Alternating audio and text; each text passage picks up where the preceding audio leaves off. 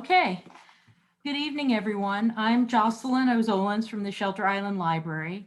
Thank you for coming to this evening of poetry in memory of Bliss Morehead Zisser. Bliss was very important to poetry at the library. She ran the poetry project for more than a decade and hosted readings on various themes that were poems that were meticulously chosen. Her dedication to the program and to poetry is inspiring. Tonight's poems were chosen by Bliss. They were intended for a program last year called Poems of Memory and Desire, but it had to be canceled last April due to the pandemic. So before I turn you over to Robert Lipsyte, I'd like to thank the following people who are reading: Gary Gates, Phyllis Gates, Yvette Jansen, Kathleen Minder, Lois B. Morris, George Nemeth, Charity Roby, and Virginia Walker. And special thanks to Karen Kerr, Robert Lipsyte, and Jason and Mike Zisser for all of their work. Really, it's very appreciated. And with that, I will turn you over to Robert Lipsyte. Thank you, Jocelyn, and also to Terry Lucas, wherever you may be, for once again creating these kind of moral and social and intellectual places on this island, and to doing it with such finesse and flair, even through this past cruelest year. Librarians are tough, but I think that poets are tougher. They have to be. The way they're treated in America. They have to fight for attention, for respect, for survival as artists. Bliss certainly knew this. And it's why she sometimes seems to us like a drill sergeant putting together our little platoons of poetry readers. You know, she even wanted us in uniform, literati black. So here we are, blackish, serious, reading poems that she would have wanted us to read. I think the best part of this celebration is that it is her. As you know, this is pretty much the reading that she had designed for that cruelest year. In 2020, the reading was canceled, and of course, Bliss died at 80. Like most of her readers, I was slightly afraid, of course. She wasn't particularly mean or cranky, but her lovely face could turn stormy if she thought you were reading poorly, of course, but even worse if you were not taking poetry seriously enough. And on that matter, she was toughest on herself, I think. She had this quote over her desk from Helen Vendler, who is one of the world's leading professors of poetry. It read, "Gossip is not poetry. Autobiographical snippets are not poetry. Celebration is not poetry." Yeah, good luck with that. Poetry is one of the most complex of the cultural achievements of the past, as well as one of the arts helping to construct the American present. Bliss really believed that. Bliss credited that particular stretch of prose, quote, "from the beginning of my affair with poetry, keeping me on the straight and narrow." Straight and narrow. It was obviously a serious affair, arguably a menage a trois with the man she has described as, quote, "my collaborator," the painter, Mike Zisser, who happily is with us tonight, along with the poems and the spirit of Bliss, along with her standards, her rigor, her belief that, quote, "the work is everything, and we will likely spend the rest of our lives trying to make it better, and we will never be satisfied." I will begin this celebration of Bliss's choices in poetry with one of her favorites, an excerpt from The Wasteland by T.S. Eliot. April is the cruelest month, breeding lilacs out of the dead land, mixing memory and desire, stirring dull roots with spring rain. Winter kept us warm, covering earth in forgetful snow, feeding a little life with dried tubers. Summer surprised us, coming over the Starnberger Sea with a shower of rain. We stopped in the colonnade and went on in sunlight into the Hofgarten and drank coffee and talked for an hour. Bin gar keine Russen, stammen aus Litauen, echt Deutsch. And when we were children, staying at the Archduke's with my cousins, he took me out on a sled, and I was frightened. And he said, Marie, hold on tight. And down we went in the mountains. There you feel free. I read much of the night and go south in the winter. And now our next speaker is George Nemeth. The poem I will read is Touch Me by Stanley Kunitz. Summer is late, my heart. Words plucked out of the air some 40 years ago when I was wild with love and torn almost in two. Scatter like leaves this night of whistling wind and rain. It is my heart that's late. It is my song that's flown. Outdoors all afternoon under a gunmetal sky, staking my garden down. I kneeled to the crickets trilling underfoot as if about to burst from their crusty shells.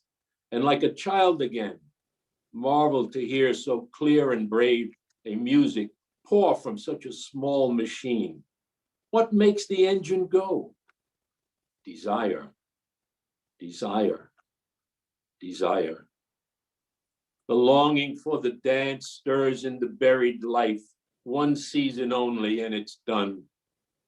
So let the battered old willow thrash against the window panes and the house timbers creak. Darling, do you remember the man you married? Touch me. Remind me who I am.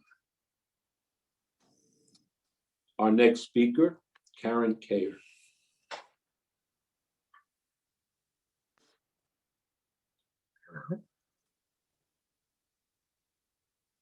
How you call to me, saying that now you are not as you were, when you had changed from the one who was all to me, but as at first when our day was fair.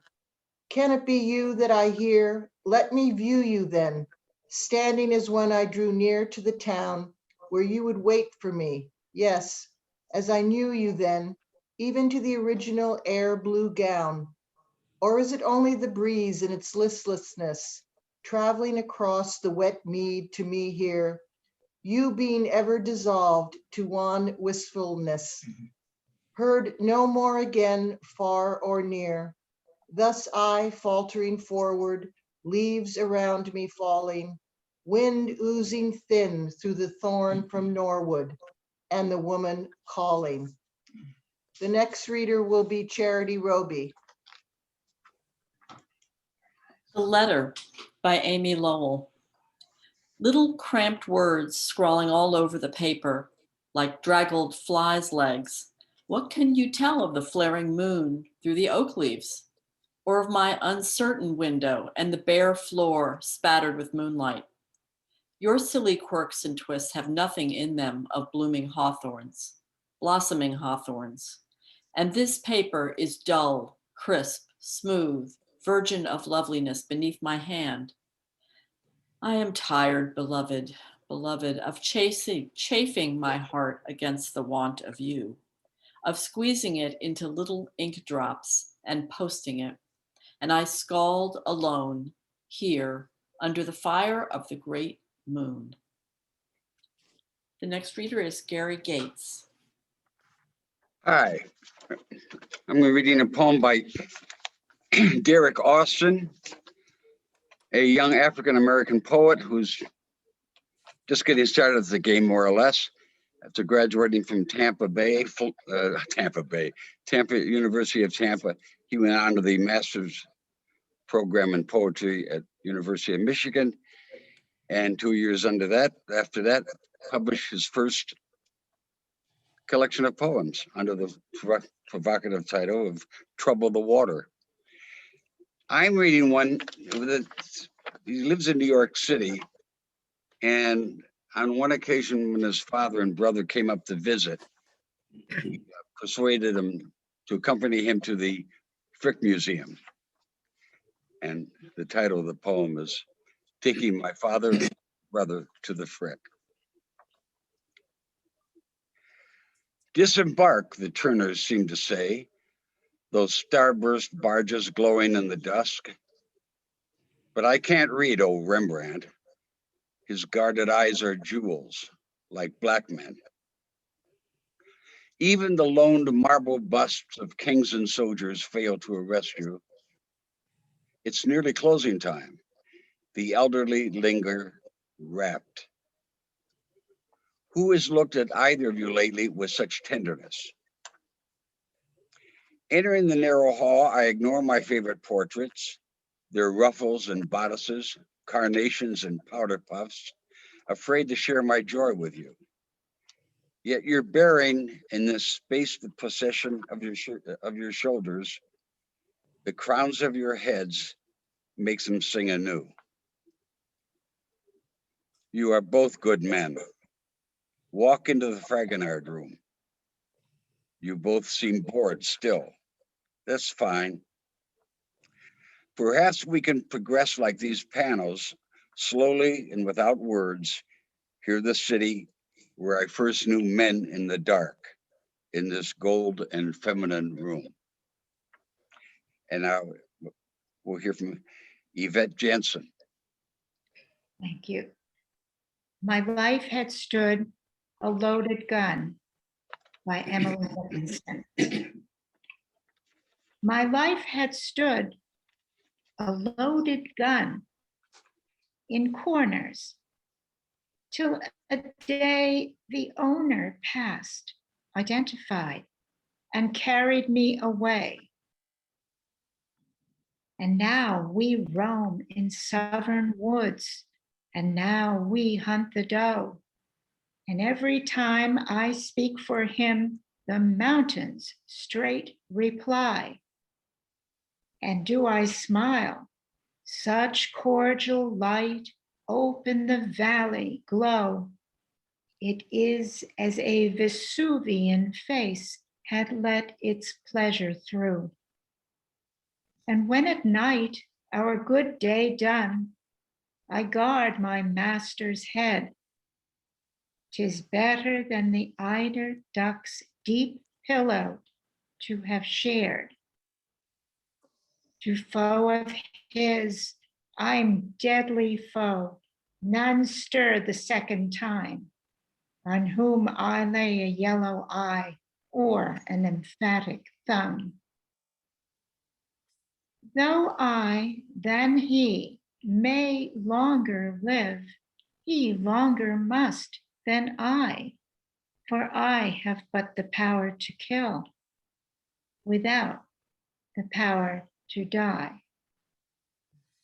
And our next reader is Kathleen Minder.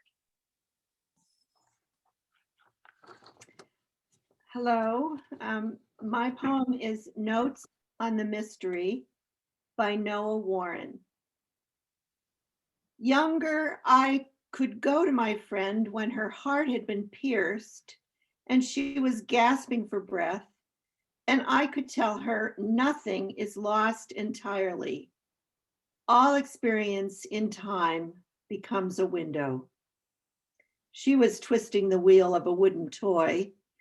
I'd said more than I believed. 2 blocks down, fine pins of ice slurred the brackish water, slowed the small waves, until on a last heave, one froze, a sheer shell in the dark between the reeds. When I searched my journals for her, who melted from my life. I'm searching for you. And for this special faithlessness, I apologize. There are so few people in those covers, so many descriptions of our 4 rooms, how they remain the same, tall and old, quietly beautiful, and yet change utterly as the sunlight fills and abandons them on a clear afternoon. Today was cooler. A high film of cloud calmed me. A letter and an offer came. Though I was tired, I brushed varnish on the floors, let it thicken, then buffed it until it glowed with my cloths cut from a green flannel shirt my father sometimes wore.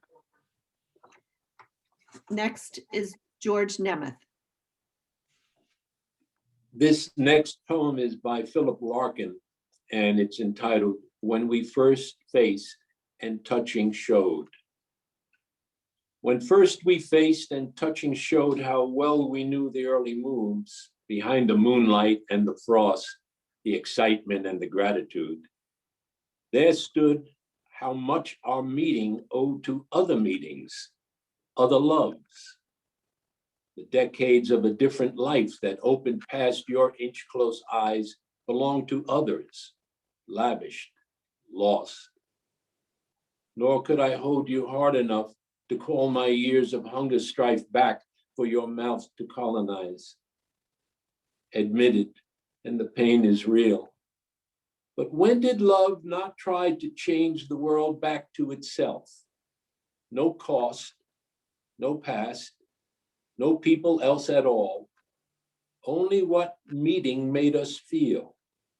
So new and gentle, sharp and strange. Karen Kayer, our next speaker. By Mark Wunderlich, and it's called The Sun I'll Never Have. The sun I'll never have is crossing the lawn. He is lying on an imaginary bed, the coverlet pulled up over his knees I dare describe. I recoil from imagining him as meat and bone, as a mind and hands stroking the fur of his pet rabbit. I never gave him the accordion I used to play. My mother and I in duets, the Minnesota polka. What a friend we have in Jesus. Never watched him push noodles into his mouth with fingers. Well, I wished he would use the spoon shiny with disuse. I am free from longing to be free. I do as I please. My money is my own. All the mistakes I make are only my mistakes. What is it to look at something you made and see the future? What is it to have someone made by your body, but whose mind remains just out of reach? I'll never know. Come here, little rabbit. Eat these greens. I will pet your cloudy fur with the mind's hand. The next speaker is Lois Morris. Passion by Louise Erdrich. Your dog gnaws the rug you made love upon for the last time. When your lover left and you rolled yourself inside the rug to sleep in agony, your dog stayed with you. Your dog chews out the armpits of your lover's shirt and shreds the underwear you were wearing when he touched you. That's devotion.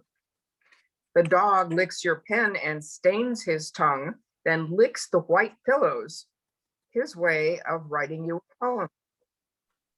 He eats the spout off the blue plastic watering can. He starts on the porch, a rotted board, and soon that board rips away from the wicked red nails. Your dog eats the nails and does not die.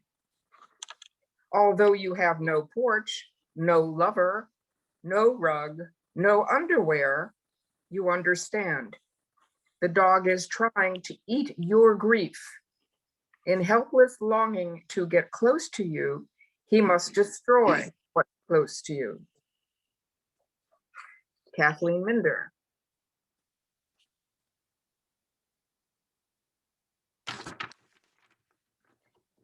Where did she go? I'm here. Night by Dennis Johnson.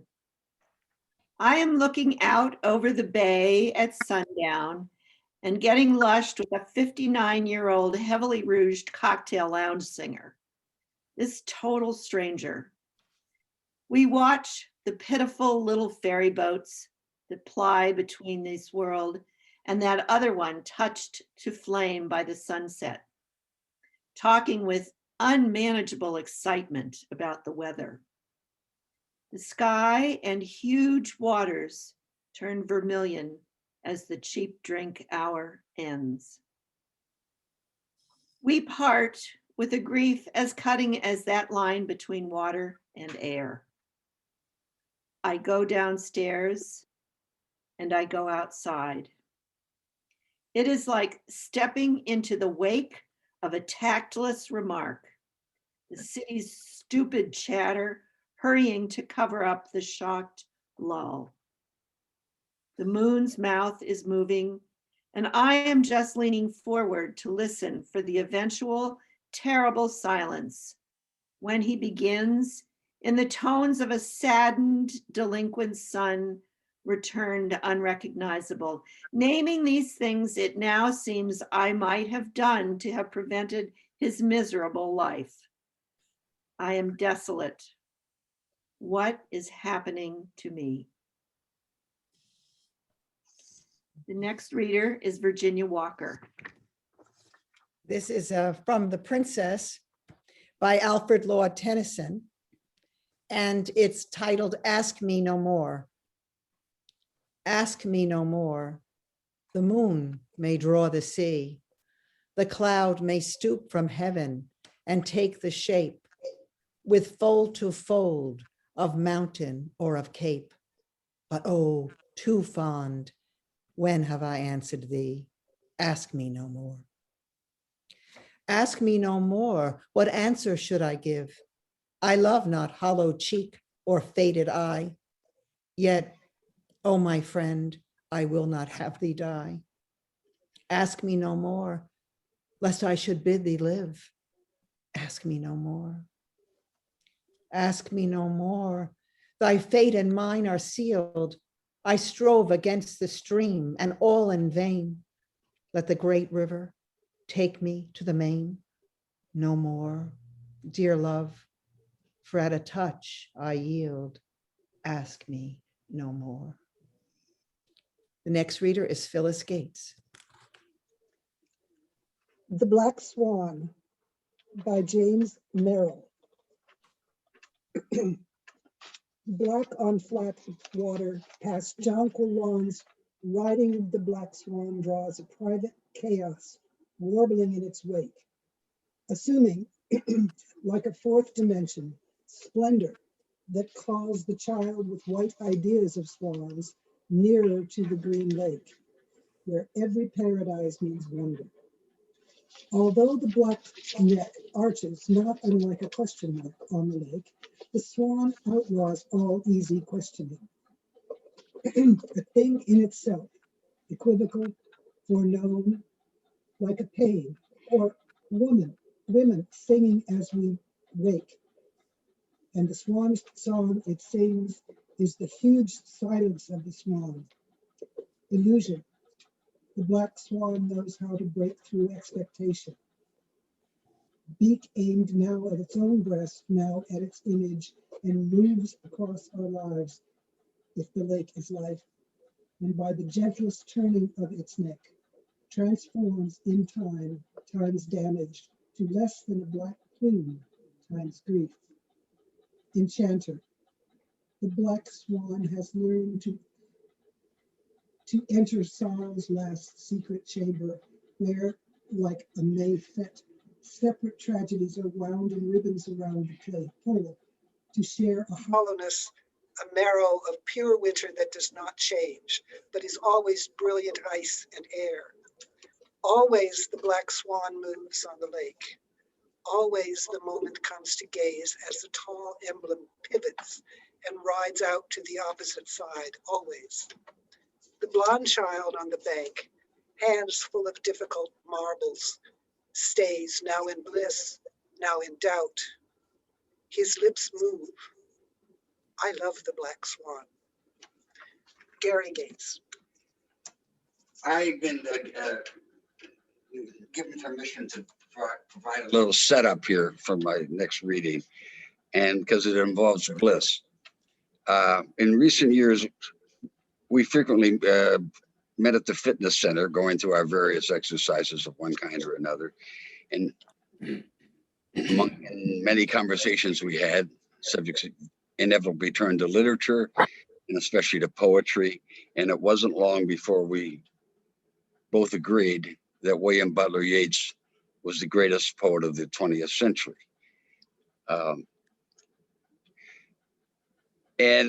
But more than that, we were fascinated by his muse. It's hard to understand a lot about Yeats if you don't know about Maud Gonne. Maud Gonne was a larger than life woman. She was a committed revolutionary. She used to say, if people have to be killed for us to get independence from Britain, so be it. Let's kill them. And of course, Yeats was mildly horrified by all this, but he had absolutely adored her. I mean, he just more than his muse, he was really in love with her. Unfortunately, it was not returned. She said that she liked him as a friend, as we used to say back in high school, and that kind of thing. But that she was not romantically interested in him, and certainly not sexually interested in him. However, they kept up this, and he proposed marriage at least 3 times, and probably more. One of Yeats's biographers said that she set a new record for wielding different meanings out of the word no. And anyway, but most of the time when he wrote about Maud Gonne, he did not identify her. There were a couple cases he did. And with these 2 poems I have in common, one is Bliss's favorite, and the other is mine. Both deal with that. And now I'll start gabbing to read the poem, which is titled No Second Troy. And I think the meaning of that will become clear at the end. Oh, I should also mention that this was written when he found out that she married John McBride, one of her fellow revolutionaries. So he writes, why should I blame her that she filled my days with misery, or that she would of late have taught to ignorant men most violent ways, or hurled the little streets upon the great? Had they but courage equal to desire? What could have made her peaceful with a mind that nobleness made simple as a fire, with beauty like a tightened bow, a kind that is not natural in an age like this, being high and solitary and most stern? Why, what could she have done being what she is? Was there another Troy for her to burn? I said to Bliss later that when it was the first time I read that poem, when I got to that line, it almost took my breath away. The audacity of Yeats comparing Maud Gonne, as magnificent as she was, to one of the great mythic women in all of Western literature, who's dabbling with a Trojan soldier named Paris, was one of the prime causes of the Trojan War. Or as Christopher Marlowe wrote many centuries later, in recalling that, described it that she had the face that launched 1,000 ships and burned the Tower of Ilium. So I was very struck by that. And Bliss said, yes, she is. But from everything I've heard, she probably was that remarkable. As time went on, Yeats, I won't say he got over his absolute rapture for Maud Gunn, but he eventually became reconciled to the fact that she would not be available to him in the way he wanted her, even though she divorced McBride after 3 years. Maud was a very impatient woman. But he finally reached a point around 1915 or thereabouts where all the passion, everything that he felt for one and other things that have distracted him, he finally put to rest and wrote an absolutely marvelous poem about it. One of my longtime favorites. It's called All Things Contempt Me. All things contempt me from this craft of verse.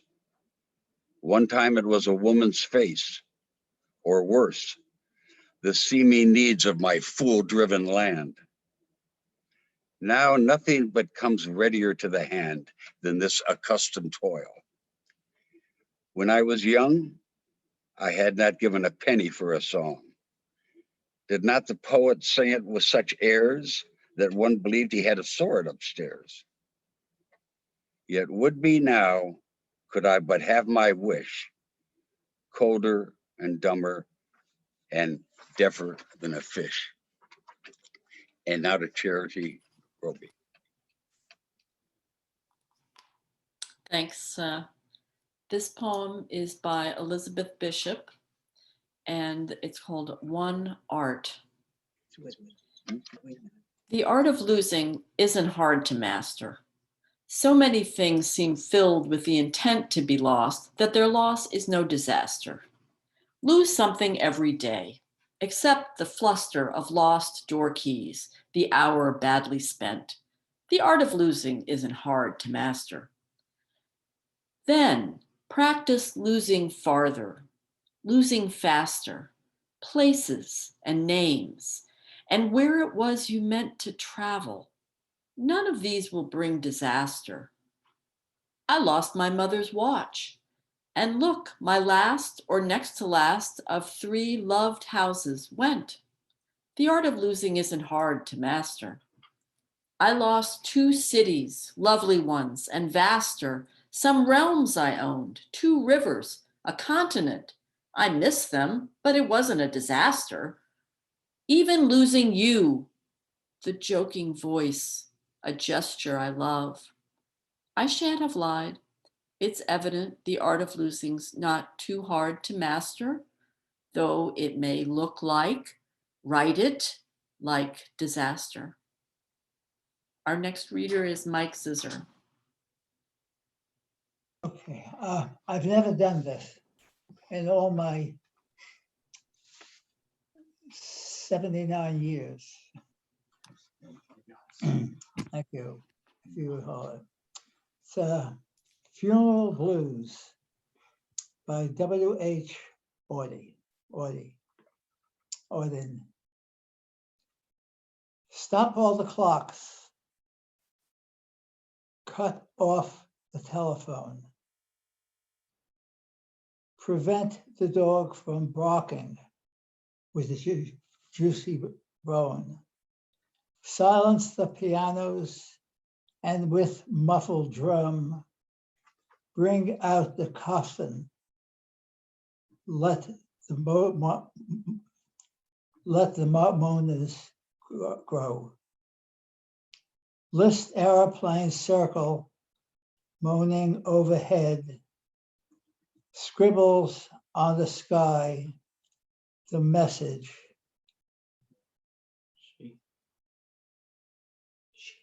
This is the one. She is dead. Put crepe bows round the white necks on the public doves. Let the traffic police wear black cotton gloves. She was my north, my south, my east, my west, my working week and my sunset rest, my noon, my noon, my midnight, my talk, my song. I thought that love would last. I was wrong. The stars are not wanted now. Put them, everyone, out. Pack up the moon and dismantle the sun. Pour away the ocean and sweep away the wood. For nothing now can be together. That's all. Very good. Thank you, Mike. You're Thank you. welcome. Thank you. Don't throw up though, please. That's very good. The next reader is George. Again,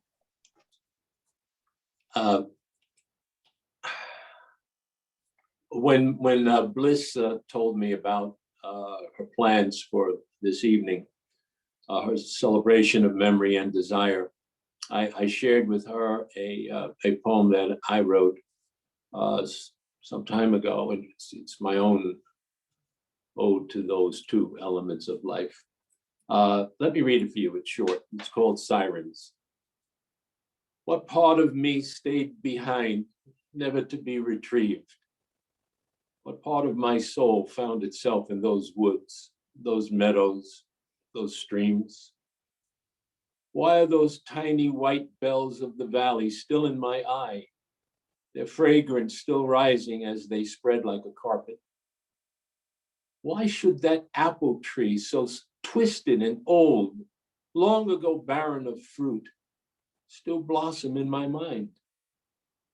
An old logging road no longer in use, a stone foundation where a house, barn, and yard once stood, second growth saplings reclaiming the woodland. Your home, the upper deck overlooking the pasture, was warmed by the southern sky. There was no need for cover. This enchanted place was ours alone. And when the cool night descended, your gentle breath, your soft touch upon my chest, your lips against my neck, was a dream from which I never awoke. I felt there. I touched there. I was there.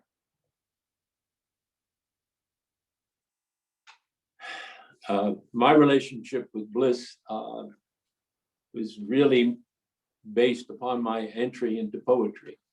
I read an ad in the Reporter telling me that the group was meeting in the library. And I just showed up one evening. Virginia welcomed me, didn't know who the hell I was, but she was happy to have another body in the room because we were getting a little thin in numbers, and the library kept looking to say, are you sure this group is continuing? And yes, we continued for sure. But let me just, I wrote some comments about Bliss I'd like to share with you, and then I think Bob will call upon those of you who would like to share your thoughts of Bliss too. I joined the Art Rich group at Shelter Island Library about 2 years ago. And with no background in poetry, I was the least knowledgeable member with nothing before me but an opportunity to learn. I was reluctant to express my opinion, which I thought was understandable, but totally unacceptable to Bliss. She wasted no time telling me to hold my deference and speak my mind. Such was the beginning of our friendship. I relished the exchanges we had, commenting on various poems, deep reading, as she called it, insightful, delving beyond the surface of a poem, always insisting that the poem speaks for itself. Bliss's encouragement to me was always supportive. Never once did she assert her formidable expertise and credentials as a poet and as a student of the fine arts. She passed her wisdom gently and with kindness, for which I was grateful. Bliss was a dynamic force in the world of poetry on Shelter Island, and today's event is her creation. Her tribute to April is Poetry Month. Her choice of today's theme is compelling and soul-searching, taking Eliot's The Wasteland and choosing what she referred to as his unnervingly apt description of poetry as a mix of memory and desire. In Bliss's own words, many of our finest poems are an amalgam of both elements, she said, with the cruelty of memory, mixing with unabated ghostly desire that can be recalled but not recovered. In an interview that Bliss gave the Shelter Island Reporter, she conveyed the deep importance she ascribes to poetry, and I quote her: "Poetry cannot be paraphrased. It is its own living thing. When you read it, the writer's imagination will resonate in your brain. We are imprisoned in ourselves, but you can touch someone else with a poem." Bliss Morehead touched us all through her poetry and through her being. I am grateful for having had her as my friend. Back to you, Bob. Thank you, George. That was lovely. And thank you all very much. I think Bliss would have been very proud of your efforts to fulfill her last program, although she would have had notes. Some people have memories of Bliss that they would like to share tonight. I've got a list of several, but as you may become inspired, wave your hand or something like that. We could love to hear from as many as possible. And I would like to start with my friend Charity Roby. All right, thanks. Bliss loved language. We all know that. She had a wonderful sense of humor. And I say that because in March of 2017, I got an email from her. I had written a column about rice pudding, about making rice pudding. And in the column, I quoted the famous poem by A.A. Milne, a verse that I had memorized as a child. And so I got the email from Bliss very shortly after this column was published. The subject line was, "Lovely rice pudding, but not for supper," informing me that I had misquoted the poem. Bliss's letter, which subsequently we ran in the paper, is the single best response I have ever had to something I've written, and I will treasure it forever. And I'd like to read it to you because it says so much about Bliss and her iron hand in a black velvet glove. Bliss wrote, "Depending on one's age, class, country of origin, and Downton Abbey fantasies, one may very well use supper and dinner to describe distinctly separate occasions, or maybe not. One thing one cannot do is to have wee Mary Jane throw a wicked tantrum at supper. See your off the fork recipe of March 2nd. Here is the final verse of the classic A.A. Milne poem, Rice Pudding. What is the matter with Mary Jane? She's perfectly well and she hasn't a pain, and it's lovely rice pudding for dinner again. What is the matter with Mary Jane?" Maybe, Bliss wrote, she was hoping for risotto. Call me anything, but don't call me late for dinner. Bliss Morehead. Thank you very much. Virginia, are you still here? Yeah, you're talking to me? Yeah. Pardon me. Yes, well, I want to thank Bliss because in the winter of 2018-19, when, as George remarked, the numbers were going down and George went to Florida, they all go to Florida, Bliss came every week, attended every meeting of the Art Rich Poetry Roundtable, and I got to know her better than I had known her even through the poetry projects. Remember, she gave me a beautiful copy of a Charlotte Mew volume of poetry. And I also knew how much she loved Philip Larkin's poetry. Unfortunately, the next winter, we tried to reach out to the people who went to Florida or New York. We tried Hangouts, it didn't work.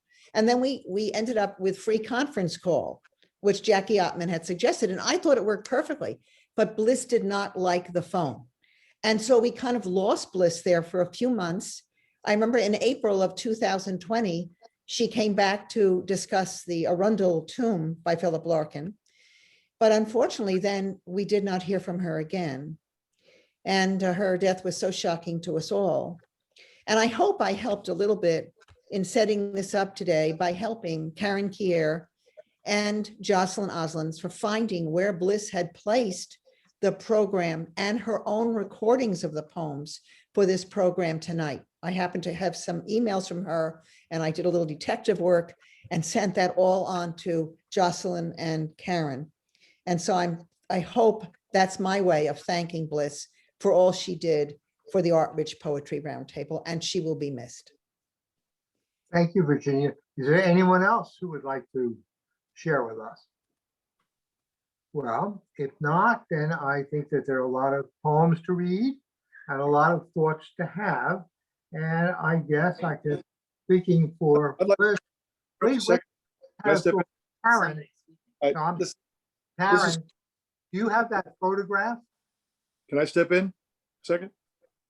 Can you hear me? Yeah. Yeah. I'm Cliff Clark, and been very much enjoying the tribute to Bliss. And my tribute has nothing to do with poetry. Her son is my son-in-law, Nicholas Morehead, and he is one of the finest men, one of the smartest people, and one of the most decent human beings I've ever known. And I love him as one of my best friends. He's a business colleague. And my greatest thanks to Bliss and to Mike is Nicholas Morehead. And I know that's not very poetic, but poetry is from the heart. That's from the heart. So I just want to thank you for the opportunity to remember Bliss and to reflect on her. And she certainly poured out her poetic and literary skills and talents and gifts on us. And she spoke her mind, and she could challenge you. And I enjoyed the challenge. We had some good discussions. But my greatest gratitude to Bliss is Nicholas Morehead. Thank you. Well, thank you. Thank you for that. Didn't rhyme, but it was a wonderful tribute. And we're really, really glad that you spoke tonight. Is there anybody else? I was thinking that Karen and Mike have a photograph, which we haven't seen, that wonderful photograph of Bliss. Did you have it handy that you can hold it up for us?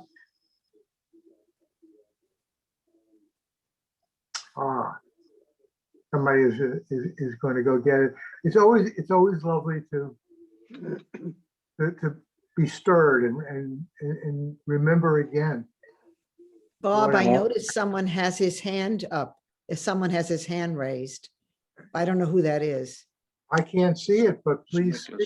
Yeah, I see it in the gallery view. I It's see Stephen someone. Gessner. Oh, Nothing to have your name there if you're there. Yeah, this is Stephen Gessner. I raised my hand. I'm a very loyal and disciplined student. Always raise your hand if you want to speak.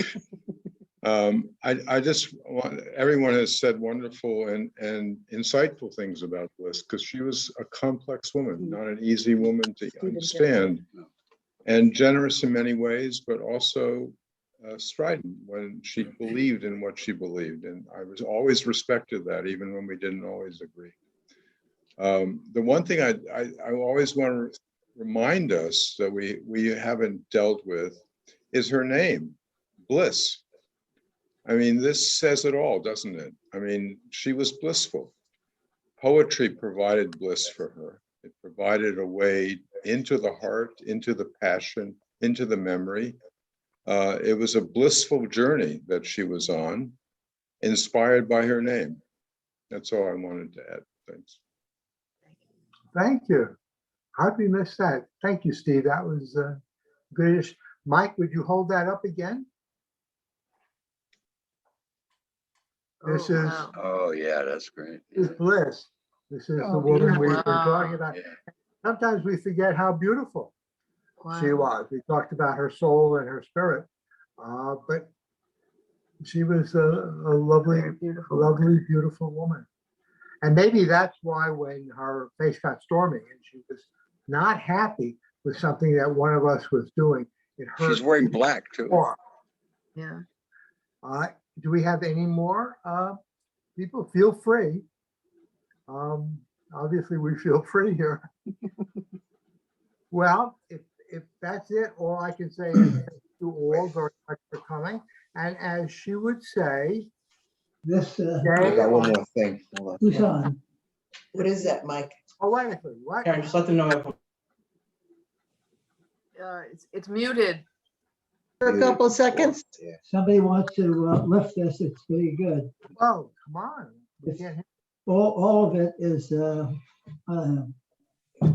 this is what goes into one of these evenings. Here, Mike, hand that to me and I'll hold it up. It's a big satchel full of poems. It's Yeah. like, And I'd like somebody to walk out with it. This is the satchel. Mike just handed this to me of all Bliss's poems. So it gives you an idea of all the work. It weighs about 20 pounds. So this is all Bliss's hard work. poetry in motion. It's over here for now. There you go. Okay, come sit down, Mike. That's terrific. Thank you. And What? thank you all. It's gone. They're all still here. Oh, Thanks to the library once again. Jocelyn, I hope you haven't gone Nick home. and being the best bartender we ever had to go to. I'm here and it was lovely. Thank you to all the readers. I really appreciate all the work you put into this. And you put in, And if Nick, are you still there? Nicholas wasn't it? Morehead? he's muted. Yes, I'm here. Oh, he is. Okay. This is Gates talking, Nick. How are you, Gary? I'm fine. We can't see you, your camera's off. That's the idea, Phyllis. I see. Still up to your old tricks, are you? That's it. Anyway, I thought that was lovely what the Cliff had to say about you. Yeah, But I'm he- wiping away the tears. I'm not even kidding. Right.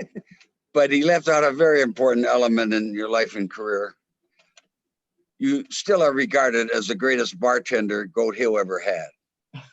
Oh, no doubt. Well, thank you. I'll take it. Right.